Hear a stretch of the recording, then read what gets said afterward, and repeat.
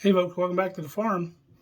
Uh, if you remember back in early spring, we did a video about our pantry being bare. When we bought this house, we got this really cool root cellar. And when we first bought it, it was just chock full of canning vegetables and stuff like that, stuff the previous owner's wife had canned before she had passed. Some of it didn't have dates on it and stuff, so it was all taken out and disposed of. I wish I would have saved all the jars because that would have saved us a lot of money this year. But we didn't do that, so we had to buy some jars here and there. But if you remember, our pantry looked like this. And now, with a lot of hard work, Kelly and I have been working our butts off, being good little squirrels, putting some nuts away for the winter. This is what the pantry looks like now. You can see we got some stuff put away. We got some winter squash down here on the bottom. We got some onions. We'll have some potatoes in here before long. But we didn't do too bad. So let's go through and show you what we got here. We still got some jars left up here. So I'm going to can, I think the only thing I'm going to can more of this season is some more beans. I want to do some more pinto beans. But let's start over here on the right. We got some regular pickled jalapenos. And then we got some sweetened jalapenos, cowboy candy. This is a jar that my buddy Arnie out in California sent me. Really good stuff. It's a hot pepper sauce. I need to get his recipe because I really enjoy that, and I'm glad we got this one left. And then we got some golden beets. They're pickled beets. Some regular purple pickled beets. We have some of the last jar of my rhubarb barbecue sauce. We have some rhubarb jam.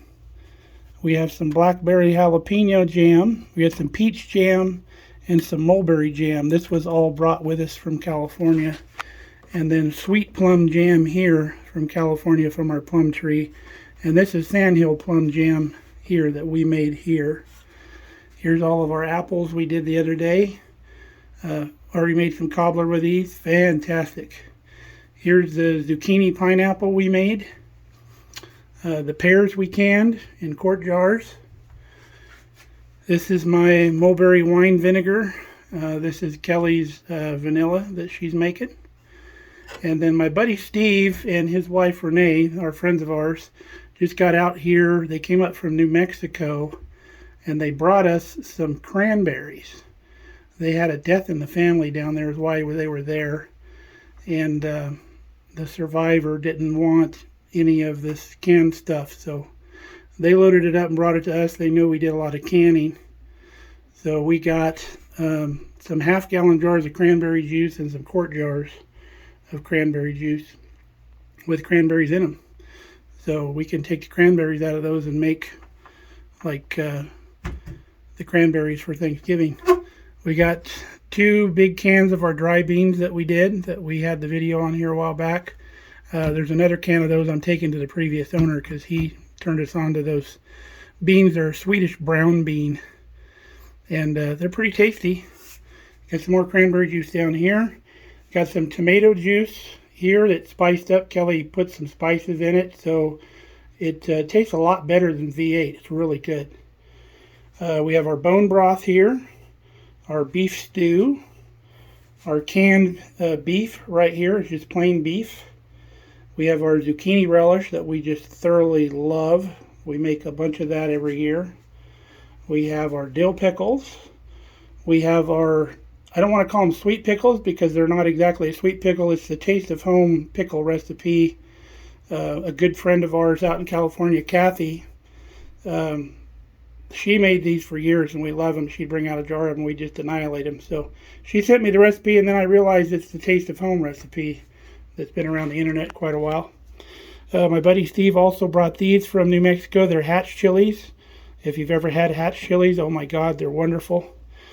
These are like Rotel style tomatoes. This is our sweet Thai chili sauce that Kelly and I made. I don't know if we did a video on that, but if not, we'll get one next year. These are atomic, called atomic frog balls. They're actually Brussels sprouts that are pickled. This is our green tomato sauce that we make out of green tomatoes. It's for tacos. It's a green taco sauce, excuse me. And then there's some nacho cheese sauce that Steve brought me also. And then back there I have 2 quarts of pickle brine that was left over that I can use if I want to pickle anything. I can just unseal it and use it. And this is all of our tomatoes we put away this year. Don't know how many jars we got. Let's see, they're almost 4 deep. So 1, 2, 6, 9, probably about 40 jars of tomatoes. And we're going to use many of those. And then we got our sweet carrots that we did. We did kind of a candy carrot recipe. And then I have some zucchini squash that I did a trial canning on. The texture is not quite there.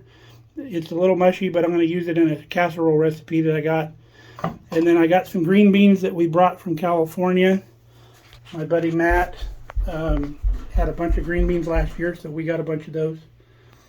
And then here's the beans that we canned. We've got pinto beans and the brown beans. And some more half gallons of the cranberry juice down there. We have 3 lugs of our acorn squash and 3 lugs of our butternut squash down here.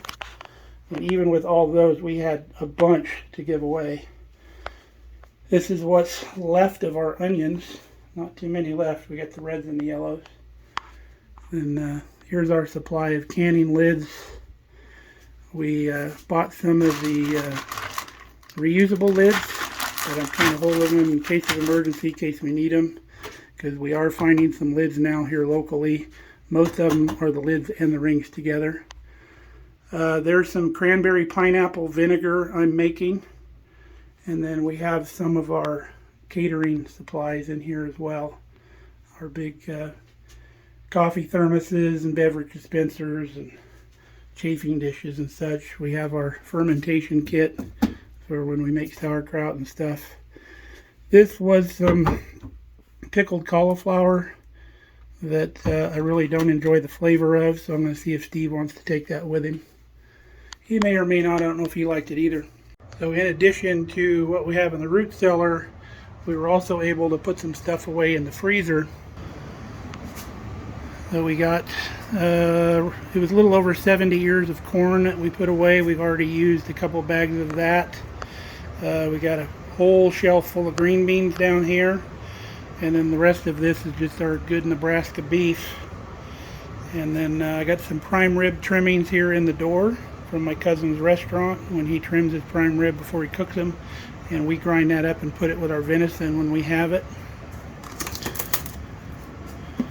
And then in our little fridge over here we got extra vegetables and some rhubarb we harvested and some frozen soup that we put away and some extra cheese and some nuts, some good California almonds from my buddy Matt out in California. But that's what we've been busy doing, and it was a labor of love. We enjoyed doing it. It's really satisfying work.